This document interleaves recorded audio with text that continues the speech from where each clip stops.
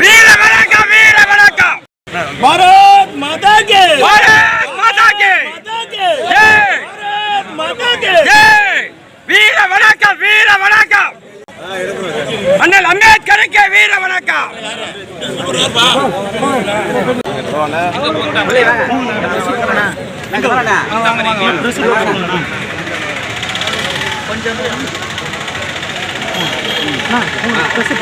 பத்திரிகை நண்பர்களுக்கும் மனமார்ந்த நன்றி.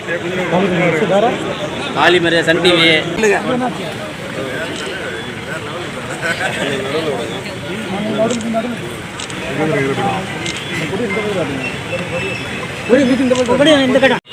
காட்டு மன்னர் கோயில் அருகில் உள்ள அவருடைய திருவுருவச் சிலைக்கு தேசிய ஜனநாயக கட்சியினுடைய கூட்டணி தோழமை கட்சிகளுடன் இன்று சிதம்பரம் வேட்பாளராகிய கார்த்தியாயினியால் வீர வணக்கம் அவருக்கு மாலை அணிவித்து மரியாதை செய்தோம்.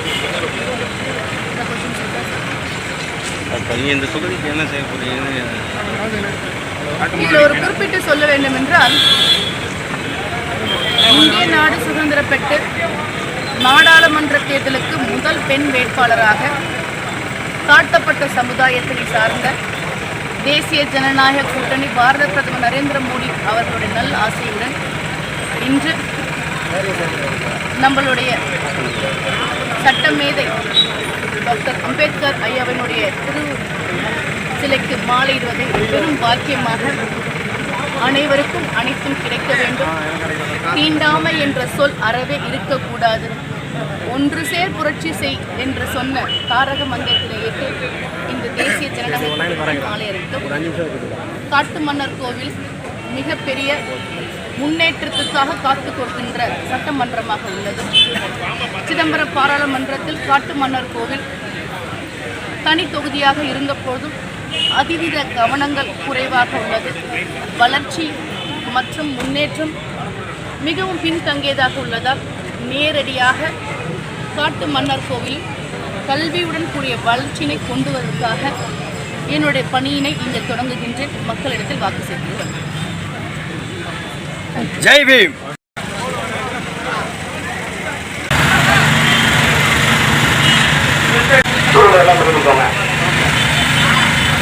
தாமரை சின்னத்திலே வாக்களித்து பெருவாரியான வாக்கு வித்தியாசத்தில் வாக்காளர் பெருமடி மக்களே, தாமரை சின்னத்தில் வாக்கு கேட்டு வெற்றி வேட்பாளர் கார்த்தியாயினி எல்லையை லால்பேட்டை பகுதியிலே தாமரை சின்னத்தில் வாக்கு தாருங்கள், எனக்கு ஒரு முறை வாய்ப்பு தாருங்கள், சிதம்பரம் பாராளுமன்றத்தில் வெற்றியை தேடி தாருங்கள் என்று சொல்லி வந்து கொண்டிருக்கிறார் வாக்காளர் பெருமடி மக்களே, தாய்மார்களே. வணக்கத்திற்கு மதிப்புள்ள வாக்காளர் பெருமடி மக்களே, அம்பேத்கர் ஜெயந்தியிலே இன்று வீர வணக்கம், வீர வணக்கம் செலுத்தி அண்ணல் அம்பேத்கருக்கு வீர வணக்கத்தை செலுத்தி ஜெய் பீம் அண்ணல் அம்பேத்கருக்கு மணிமண்டபம் எழுப்பிய பாரத பிரதமர் நரேந்திர மோடியோட கரங்களை வலுப்படுத்திட நமது வெற்றி வேட்பாளர் கார்த்தியாயினி தாமரை சின்னத்தில் வாக்கு கேட்டு காலையிலே அம்பேத்கர் அவர்களுக்கு மாலை மரியாதை செய்து புகழஞ்சில் வீர வணக்கங்களை செலுத்தி இன்று வந்து கொண்டிருக்கிறார் வாக்காளர் பெருமடி மக்களே. தாமரை சின்னத்திலே வாக்கு கேட்டு சர்வராஜன் பேட்டை பகுதியிலே வந்து கொண்டிருக்கிறார் தாய்மார்களே. தாமரை சின்னம் என்று சொல்லி தாமரை சின்னத்திலே வாக்கு கேட்டு பெருவாரியான வாக்குகள் வித்தியாசத்தில் வெற்றி பெற செய்திட கரம் கூப்பி சிரம் தாழ்த்தி வெற்றி வேட்பாளர் கார்த்தியாயினி அவர்கள் வந்து கொண்டிருக்கிறார் வாக்காளர் பெருமடி மக்களே.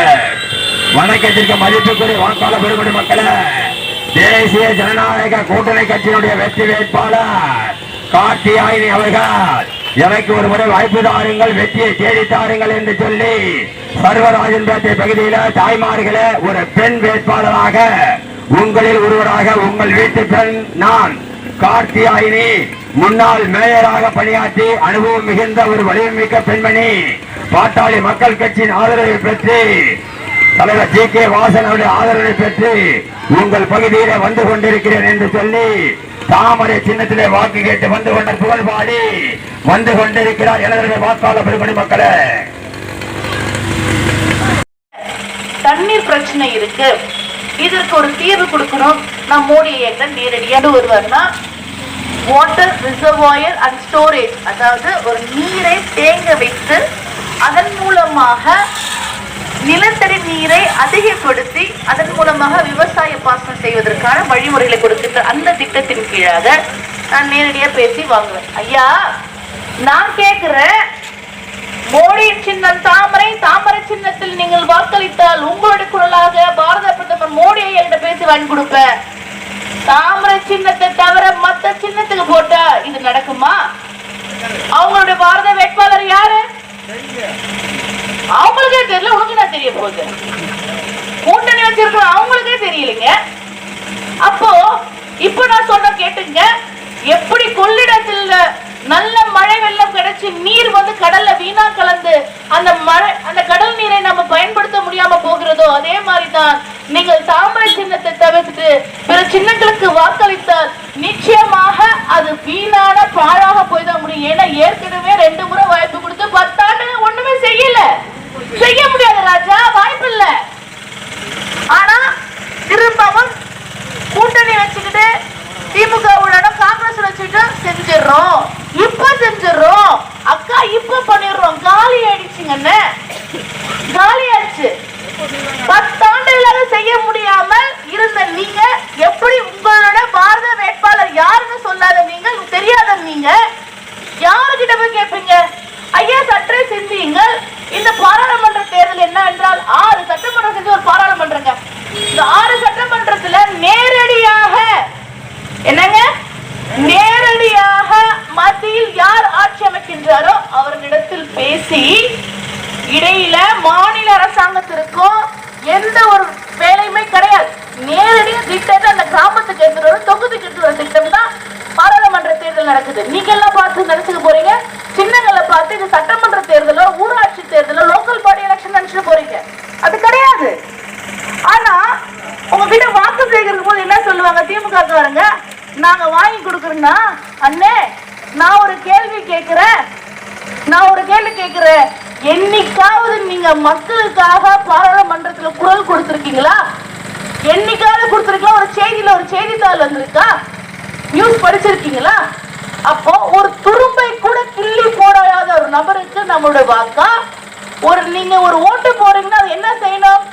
உங்களுடைய வாக்கு உங்களுக்கு முன்னேற்றத்தை தர வேண்டும், உங்களுடைய வாக்கு உங்களுக்கு மாற்றத்தை தர வேண்டும், உங்களுடைய ஓட்டு உங்களுக்கு பணிகளை தர வேண்டும், வேலை வாய்ப்பினை உருவாக்கி கொடுக்க வேண்டும். இதையெல்லாம் செய்து கொடுக்குவதற்கு தான் மத்தியில் ஆட்சி அமைக்கப்படுகிறது. அதற்காக தான் இங்க இருந்து தேர்ந்தெடுக்கப்பட்ட நாடாளுமன்ற உறுப்பினர்கள் போறாங்க. இவங்க தான் சுய லாபத்திற்காக, தனிநபர் வளர்ச்சிக்காக மட்டும்தான் பாடுபடுறவங்க. தயவு செஞ்சு சிந்திங்க. இவங்களால யாருக்கிட்ட போய் கேட்க முடியும்? கேட்க வாய்ப்பு இல்லை. ஆனா நாம சிந்திச்சு முடிவெடுக்கணும். மத்தியில் 3வது முறையாக மோடி ஐயா ஆட்சி அமைக்கின்றார். அந்த ஆட்சி அமைக்கும் போது அவருடைய சின்னம் தாமரை. உங்களுடைய வேட்பாளராக கார்த்திகேயன் உங்களோட கேட்பது தாமரை சின்னத்தில் எனக்கு வாக்களிங்கன்னா, நீங்க எனக்கு தாமரை சின்னத்துல ஓட்டு போட்டு ஜெயிக்கிச்சா நேரம் மோடி கிட்ட பேசி வாங்கி கொடுப்பேன், சாத்தியம் இருக்கு. ஆனா போய் வாக்குறுதியை நம்பாதீங்க. அண்ணே, ஒரே விஷயம், அங்க மணல் கொலை ரொம்ப அதிகமா போயிட்டு இருக்கு. அண்ணே, இயற்கை வளங்களை எவ்வளவுக்கு எவ்வளவு சுரண்டுமோ அவ்வளவுக்கு எவ்வளவு ஆபத்து அங்க வசிக்கிறவங்களுக்கு தான். எங்கேயோ யாரோ அள்ளிட்டு போயிடுவான், அவன் வீட்டுல பணத்தை சேர்த்துட்டு போயிடுவான். ஆனா அந்த பகுதியில வாழ்கின்ற மக்களுக்கு தான் மிகப்பெரிய பிரச்சனை. நம்ம கண்ணுக்கு தெரியுது இல்ல. மிகப்பெரிய பிரச்சனை எப்ப வரும்? என்னைக்கு வெள்ளம் அதிகமா வருகின்றது அன்னைக்கு உள்ள வீடு தானா இருக்க ஆரம்பிச்சிடும். இதை நாம் சிந்திக்கிறோம், தடுத்து நிறுத்த வேண்டும். அதிகப்படியான டாஸ்மாக் கடைகள் மூலமா போதைகள் அதிகமாக நம்ம இளைஞர்களுடைய வாழ்க்கை கேள்விக்குறியா போயிட்டு இருக்கு. போதாதுக்கு ஒரு சிந்தட்டிக் ட்ரக்ஸ் கொண்டுட்டு வராங்க, கெமிக்கல் ட்ரக்ஸ் கொண்டுட்டு வராங்க. அந்த கெமிக்கல் ட்ரக்ஸ் எடுத்துட்டு வந்து யாரு? இந்த திமுக ஒரு நபர் தான். முதலமைச்சர் கூட நின்று போட்டோ எடுத்திருக்காங்க, உதயநிதி ஸ்டாலின் அமைச்சர்கிட்ட நின்று போட்டோ எடுத்திருக்காங்க. அப்ப நினைச்சு பாருங்க, எவன் கூடி எக்கேடு கேட்டாலும் பரவாயில்ல, தான் கூடி மட்டும் வாழ நினைக்கிறவங்களுக்கு உங்களுக்கு ஓட்டா? இல்லை, இந்த இந்தியர்கள் தான் என் குடும்பம் என்று சொல்லுகின்ற பாரத பிரதமர் நரேந்திர மோடி அவர்களுக்கு ஓட்டா? ஒரு வாக்குறுதி கொடுத்தாருங்க. என்ன விவசாய பெருமக்களுக்கு 6000 ரூபாய் வங்கியில நேரடியா 1 பைசா குறையும் 6000 அங்க போட்டவன் தானே வந்து ஏடிஎம்ல. இப்ப மோடி ஐயா சொல்லியிருக்கார், 3வது முறை ஆட்சி அமைச்சருக்கு விவசாயிக்காக கொடுக்கின்ற தொகை 6000 ரூபாயை 12000 ரூபாய் உயர்த்துகின்றார் ஆண்டுக்கு. சற்றே சிந்தியுங்கள் வாக்காளர்களே, விவசாய குடிமக்களே. 6000 ரூபாய் வேணுமா? இல்ல சாமி, எங்களுக்கு அவ்வளவு கெத்தெல்லாம் கிடையாது, அவ்வளவு வேல்யூ கிடையாது. எனக்கு 500 300 போதும்னு முடிவெடுக்கிறீங்களா? சிந்தித்து செயல்படுங்கள், சிந்தித்து செயல்படுங்கள். உங்களிடத்தில் நாடி ஓட்டு கேட்க வரவங்களுக்கு உங்களை விலைக்கு வாங்குகின்ற உரிமையை கொடுக்காதீர்கள். அவங்களுடைய கடமைகளை செய்ய சொல்லுங்க. உங்களுக்கு உரிமை வேண்டுமா, கடமை செய்பவர்கள் வேண்டுமா? உங்கள் உரிமையை விட்டு விடாதீர்கள். நீங்கள் செய்கின்ற ஒவ்வொரு தவறும் அவர்களுடைய வாய்ப்புக்கு கொடுக்காதீங்க. அவரை யாரை தேர்ந்தெடுக்கிறீங்களோ, எவரை நீங்க தேர்ந்தெடுக்கிறீங்களோ அவர் மூலமாக மாற்றம் வர வேண்டும், முன்னேற்றம் வர வேண்டும். இந்த கிராமம் 10 வருஷத்துக்கு முன்னாடி என்ன இருந்துச்சு அதேதான். அப்படி என்ன தலையெழுத்து பாவம் பண்ணிட்டு நாம உங்களுக்கு சேவை செய்ய ஒரு வாய்ப்பினை தாருங்கள். உங்களுடைய சகோதரியாக அக்காங்களா இருக்காங்க கிராமப்புற பகுதிகளில் 100 நாள் வேலை வாய்ப்பு திட்டம் 319 ரூபாய் கொடுக்க போறாரு. எனக்கு நீ ஓட்டு போட்டு ஜெயிக்க வச்சீங்கன்னா உங்க உண்மையா மனசாட்சின்னு சொல்லுங்க. 319 ரூபாய் டைரக்டா கையில கொடுக்குறாங்களா, கமிஷன் காசு எடுக்கிறாங்களா? அழுகின்ற திமுக கமிஷன் புடிச்சு கொடுக்குறாங்க. நீங்க எனக்கு தாமரை சின்னத்தில் வாக்களித்தால் மோடி ஐயா நீங்க கொடுக்கின்ற திட்டம் மகளிருக்காக 100 நாள் வேலை வாய்ப்பு 319 ரூபாய் நேரடியாக அவங்களுக்கு வங்கி கணக்குல கொடுங்க. நான் பேசுவேன் மகளிருக்காக பேச யாரோ குரல் விட்டா? அண்ணே ஒரு விஷயம் யோசிங்க. 1947 சுதந்திரம் பெற்ற பிறகு இந்த சிதம்பரம் பாராளுமன்றத்தில் இப்பதான் ஒரு பெண்ணுக்கு வாய்ப்பு கொடுத்திருக்காங்க. உங்களுக்கு சேவை செய்ய ஒரு வாய்ப்பு கொடுத்திருக்காங்க ஐயா. ஒரு பெண்ணிடத்தில் ஒரு குடும்ப பொறுப்பை கொடுத்தால் அந்த குடும்பத்திற்காக கண்ணியமிக்கவளாக குடும்பத்தினோட வளர்ச்சிக்காக எப்படி பாடுபடுவாளோ உங்களுடைய சகோதரியாக உங்க வீட்டு பெண்ணாக உங்களுக்கு சேவை செய்ய எனக்கு ஒரு வாய்ப்பினை தாருங்கள். தாமரை சின்னத்தில் வாக்களிங்கள், வாக்களிங்கள். வருகின்ற 19ஆம் தேதி வாக்குச்சாவடிக்கு போங்க. 1ஆம் நம்பர் பட்டன் தாமரை, அந்த தாமரை சின்னத்தில் வாக்களிங்கள். புதியதாக ஓட்டு போடுற புதிய வாக்காளர் பெருமக்களே, பிள்ளைகளே, சகோதர சகோதரிகளே, சற்றே சிந்தியுங்கள். நாட்டின் வளர்ச்சி ஒவ்வொரு குடிமகனின் வளர்ச்சி, நாட்டின் வளர்ச்சி ஒவ்வொரு பாமர மக்களின் வாழ்வின் உயர்வு, நாட்டின் வளர்ச்சி ஒவ்வொரு சாமானியனுடைய வருவாய் பெருக்கம். இதற்கு நீங்க வாக்களிக்க போறீங்களா, இல்ல தான் குடும்பம், தான் வாரிசு, தான் மட்டும் சுயநலமிக்க பிசாசுகளுக்கு வாக்களிக்க போறீங்களா? சிந்தியுங்கள், சற்றே சிந்தியுங்கள். நம்மளுடைய தலையெழுத்து நம் கையில் தான் இருக்கு. ஒரு விரல் புரட்சி செய்தே ஆகணும் ஐயா. இதுதான் தருணம். ஆண்டாண்டு காலமாக திராவிட கட்சிகள் இவர்களை குறை கூறி எங்களுக்கு அவங்க கொடுக்கல, நாங்க கேட்டோம் அவங்க கொடுக்கல, கூட்டணி வச்சிருப்பாங்க, கேட்டும் கொடுக்கலன்னு பொய் சொல்லுவாங்க. பொய் வாக்குறுதிகளை நம்பாதீர்கள். மாற்றத்திற்கான நேரம், மறுமலர்ச்சிக்கான நேரம். இது நமது கடமை, ஜனநாயக கடமையாக அனைவரும் வாக்களிக்க செல்லுங்கள். தாமரை சின்னத்தில் உங்களுக்கு சேவை செய்ய எனக்கு ஒரு வாய்ப்பினை தாருங்கள். 1ஆம் நம்பர் பட்டன் அழுத்துங்க, தாமரை சின்னத்தில் வாய்ப்பு கொடுங்க. நிச்சயம் மாற்றம், முன்னேற்றம். இதுவே என்னோட வாக்குறுதியாக கொடுக்கின்றேன். நன்றி, வணக்கம்.